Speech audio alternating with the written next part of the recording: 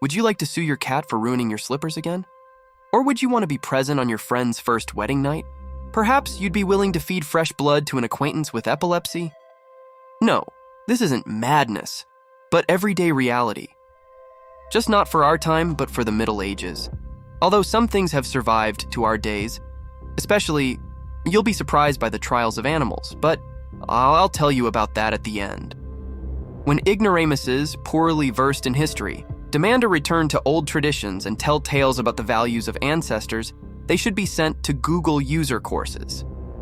In the early 18th century, there were many strange and disgusting traditions. For instance, one such tradition, Snohachestvo, existed in the provinces of Russia until the end of the 19th century. Scholars can't agree on where Snohachestvo originated and why it spread. However, most researchers believe that it was due to the long military service. The term of service in the Tsarist army was then 25 years. A peasant girl who married at 17 or 18 could be left alone by 21 as a soldier's wife. Then the father-in-law became her husband's replacement. In villages, it was understood that it was hard for a young woman with children to live alone.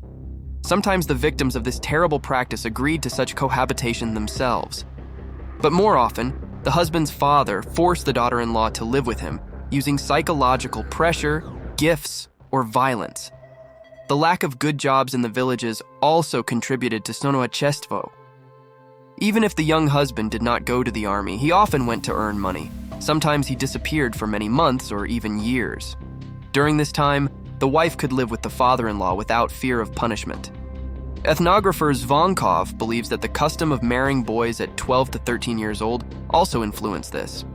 Parents chose wives aged 16-17 who already knew how to run a household. Fathers took advantage of the fact that their sons were inexperienced and seduced their young wives living with them. In the Middle Ages, women looked different from now, as beauty standards constantly change. Today, girls spend a lot of money in beauty salons to emphasize their eyelashes and eyebrows. But several centuries ago, it was the opposite.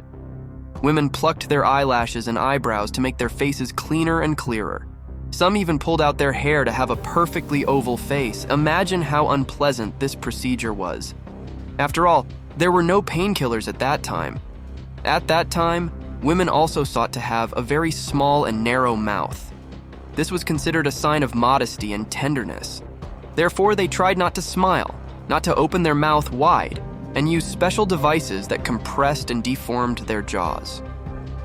Also, ladies strived to have very pale skin. This was considered a sign of nobility and purity. Therefore, they used whiteness, powder, blush, which often contained harmful substances such as lead, mercury, arsenic. This could lead to poisoning, irritation, allergies, and even death. Today, epilepsy is treated medicinally and in most cases is well managed, but it wasn't always so.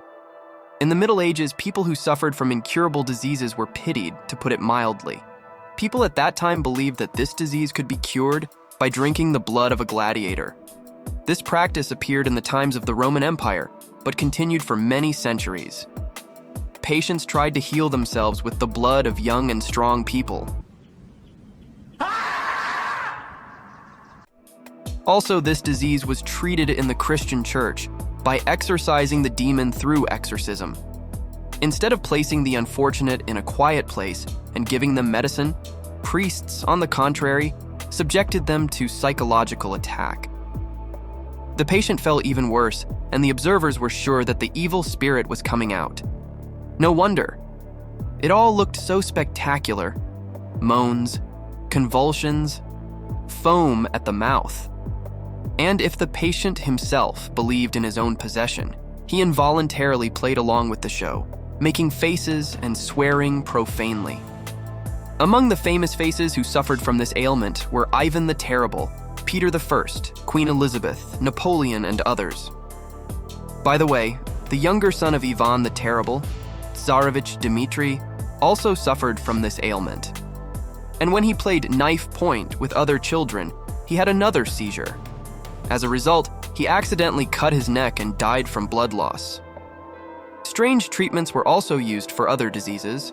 For example, for colds, flu, and many other diseases they often treated by bloodletting. That is, when a person needed to maximize the preservation of the body's resources, they, on the contrary, weakened him. and this was done by qualified doctors, not just anyone.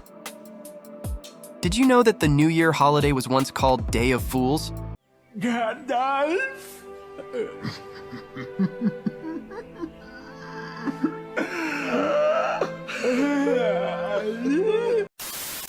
On this day in the Middle Ages in Europe, monks and priests swapped roles.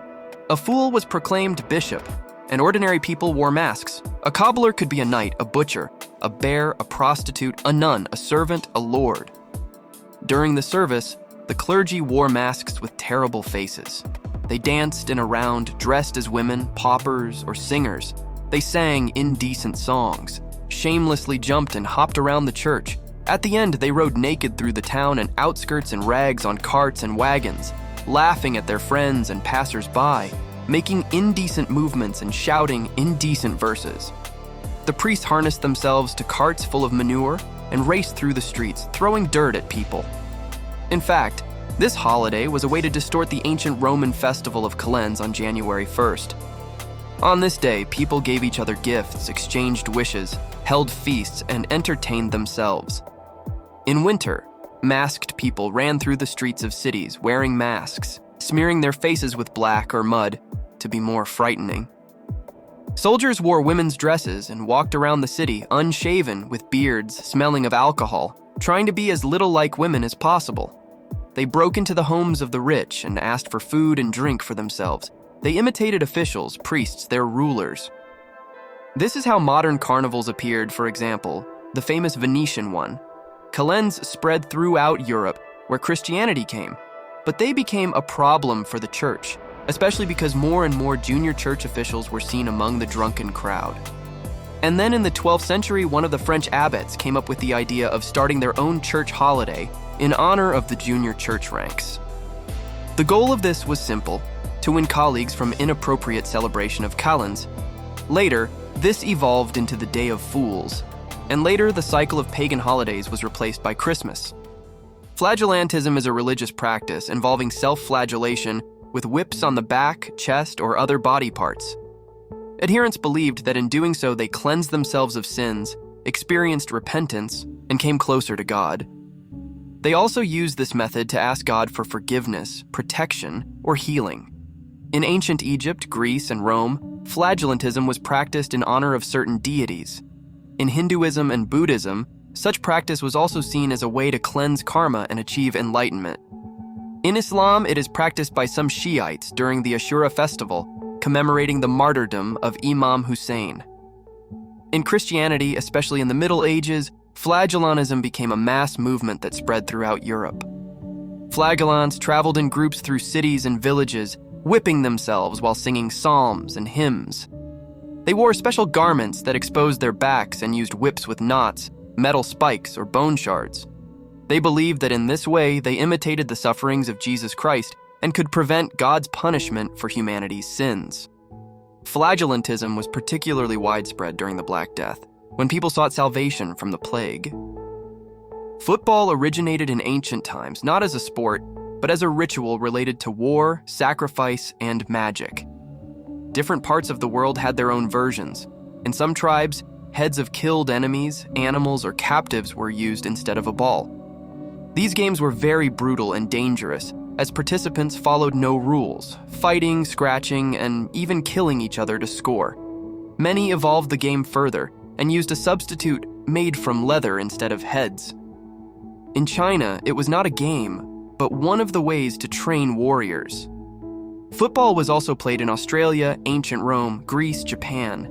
But in its modern form as a sport, football was gifted to us by England. In Africa, on the border of Kenya and Tanzania, lives the Maasai tribe. It's said that their ancient traditions have survived to this day. All Maasai men who want to become warriors must undergo rigorous trials. Every 15 years, a new generation is initiated, involving boys from 12 to 25 years old. First, they must undergo circumcision without anesthesia, enduring the pain silently. The circumcision is done with a simple knife, almost like peeling a banana. But that's not the end.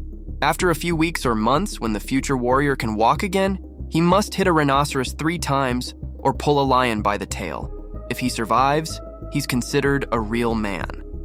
The Nagahal tribe on Pentecost Island had a different test of manhood. They built bamboo towers up to 98 feet tall, tied vines to their feet, and jumped down.